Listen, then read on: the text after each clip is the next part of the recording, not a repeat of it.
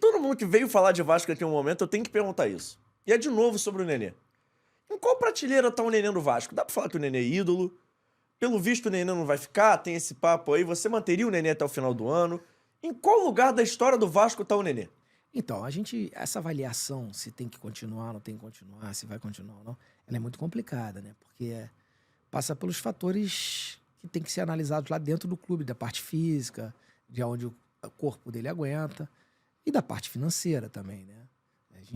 Quando a gente entra nesses discursos, assim, não, vai ficar, não vai ficar, a gente não pode esquecer que tem um envolvimento financeiro nisso tudo e tem que se botar lá na balança para ver se vale ou não vale. Eu não sei o que está se passando, então é muito leviano eu fazer uma avaliação. Eu acho que o Nenê, pelo que ele demonstrou nesse início de ano, ele é um cara que ainda pode ajudar, dependendo dos parâmetros que forem traçados para isso. Mas ele é um cara que num jogo ou outro, ele pode ser importante numa bola parada, ele é decisivo num escanteio, ele tem uma gana em um motivacional muito grande, ele pode ser um cara que, pelo que eu convivi com ele, que pode ajudar muito nas concentrações, pode ajudar muito como exemplo nos treinamentos. Ele é um cara que fica depois do treinamento treinando batida de falta, batida de escanteio, que isso é um exemplo para outros jogadores. Eu já vi outro dia o Gabriel Peck dizendo que ele ficou lá depois do treino para aprender como é que chapava a bola, né? Chapar. Depois o Gabriel Peck já está finalizando de fora da área de maneira diferente.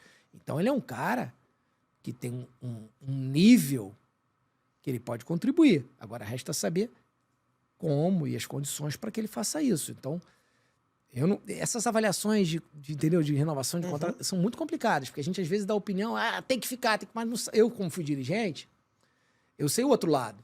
Às vezes a gente quer e o cara tá lá, não, mas eu quero não sei quantos milhões, quero mais isso, quero jogar titular, quero camisa 10, Não acredito que seja o caso do Nenê, mas acontece. Então, essas avaliações não são tão simples. Mas pelo que eu vi ele desempenhando nesse início de ano, pelo que eu conheço do atleta, eu acho que ele pode ajudar. Dependendo dos parâmetros, ele é um cara que pode ajudar. Que depois, quando a coisa apertar, se apertar, a gente vai precisar de caras como ele, que já tenham um estofo de clube.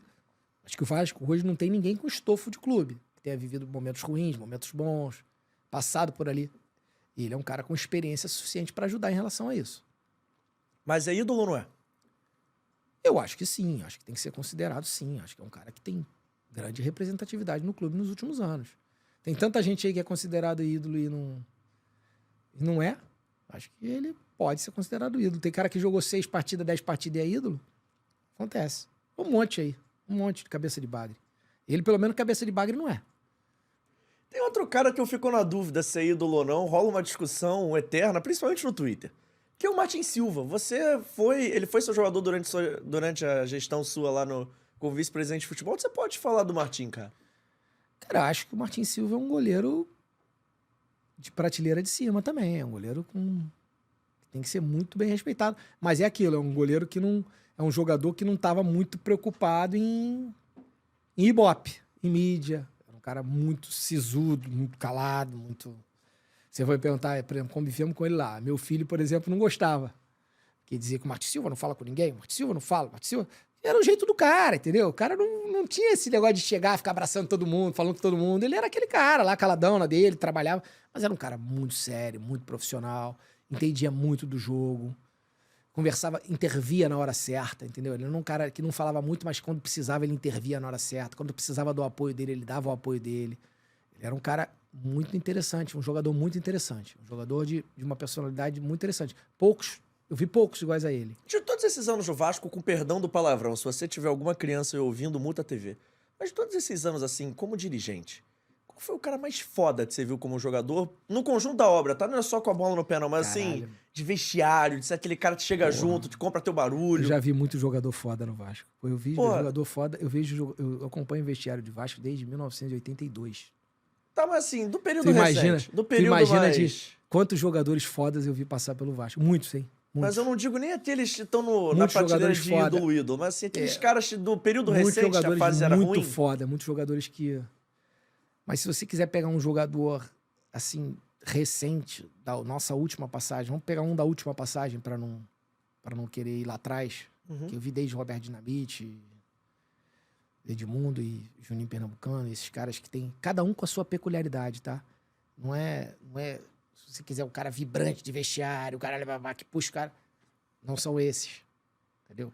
Romário, a liderança que o Romário tinha no Vasco, coisas que eu vi jogadores muito fora de série. E com grandes ações, assim, cada um com um estilo diferente. Mas se você quiser pegar um exemplo de um cara, assim, que realmente vestiu a camisa e entendeu o espírito de Vasco, nossa última passagem foi o Rodrigo. O Rodrigo zagueiro. Por quê? O comportamento dele, assim, de entender o que representava o Vasco, o que o Vasco precisava fazer, aonde o Vasco tinha que chegar, o tamanho do Vasco, entendeu? Assim, a vibração em relação a isso. Agora, não era um jogador que não podia se dedicar muito nos treinos, porque ele não aguentava o ritmo de treinamento por causa dos joelhos, entendeu? Porque os joelhos dele inchavam muito durante as partidas. Já era um jogador com uma limitação física muito grande, entendeu? Então, você tem todos os pormenores, entendeu? O Nenê já tinha uma liderança muito técnica, que é uma liderança que influencia. Então, o Martin Silva tinha uma liderança mais daqui ser aquele cara que, como fala pouco, na hora que ele fala, todo mundo ouve, todo mundo respeita, entendeu? É diferenças, entendeu? Mas eu acho que, assim, o jogador que eu mais conversei, que eu mais fiquei, tipo assim, porque o Vasco, cara, o Vasco é uma coisa muito grande, o Vasco tem uma dimensão, as pessoas não têm noção do que é o Vasco, do que o Vasco representa na vida das pessoas, de muita gente. Quando você viaja o Brasil, como eu já viajei o Brasil todo com o Vasco. Desde criancinha eu ia acompanhando como torcedor mirim lá, o time, ia nos ônibus. Vasco, sou da época que o Vasco viajava de ônibus. Ia para Campos de ônibus, Itaperuna de ônibus, São Paulo de ônibus. Então, como tem paixão envolvida nisso, com pessoa, com muita gente, entendeu? Muita gente, você chega lá numa cidadezinha lá de longe, tem ali aquele cara apaixonado por aquilo, aquele cara que a vida dele é aquilo. Então o futebol no Brasil é uma coisa muito diferente. Qual é, bonitos e bonitas? Eu sei que acabou o corte, mas antes de você ir embora, se inscreve no canal, ativa o sininho da notificação, deixa o seu like e segue também as nossas redes sociais, @ForaDoJogoCast, no Twitter, no Instagram e lá no TikTok. Valeu? Tamo junto. Segue a gente aí.